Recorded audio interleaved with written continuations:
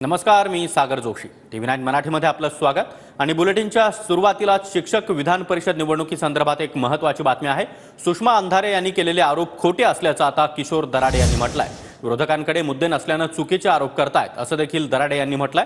जळगावमध्ये शिंदेंच्या सभेनंतर शिक्षक आणि संस्था चालकांना पैसे वाटले असं आरोप करत सुषमा अंधारे यांनी एक व्हिडिओ देखील ट्विट केला.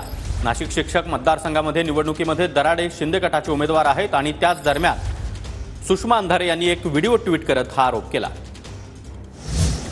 सर, काय सांगाल? एक आरोप केला आहे सुषमा अंधारे यांनी की व्हिडिओ ट्विट केलेला आहे, त्यात म्हटलंय की आपण पैसे वाटलेले आहे शिक्षकांना. नाही, मुळात जे माझ्यावर आरोप केला तो अतिशय चुकीचा आरोप आहे. राज्याचे मुख्यमंत्री एकनाथ शिंदे साहेब त्या ठिकाणी आले होते आणि त्या ठिकाणी सर्व शिक्षक आहे. शिक्षकांना पैसे देण्याचं काही कारणच नाही. ते देशाला घडवता, पिढीला आपल्या मुलांना घडवता. त्याच्यामुळे हे आमच्या शिक्षकांची बदनामी करण्याचं काम चाललेलं आहे. त्याच्यामुळे ज्या ट्विटला आहे मी निवेदन करतो का असं काही झालं नाही. आमच्या शिक्षकांची बदनामी थांबवली पाहिजे, नाही तर येणाऱ्या काळाला भावी पिढीला त्याचा त्रास होईल. दुसरं असं आहे की विवेक कोल्हेंनी एक आरोप केला की आपल्या शिक्षण संस्थेमध्ये बोगस मतदार आढळले आहेत, त्या संदर्भात काय म्हणतो? नाही, पप्पू जो बोलतो ना ते चुकीचं बोलतो. मुळात त्याला यातला अभ्यास नाहीये.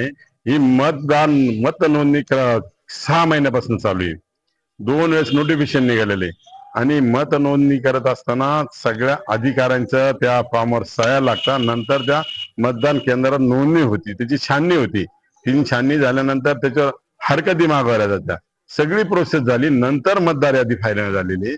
पण माझा प्रश्न असा आहे का एवढी शासन प्रोसेस राबवतो तरी शेवटच्या दिवशी ऑटोमॅटिक 670 लोक कसे काय आले कोपरगावला? एवढे शिक्षक कुठे गेले होते? एका दिवसात एवढे शिक्षक भरती झाली का? पहिले ते तपासून बघा, मग लोकांवर आरोप करा, असं माझी आग्रहाची विनंती. मनीष मासोळे, TV9 मराठी.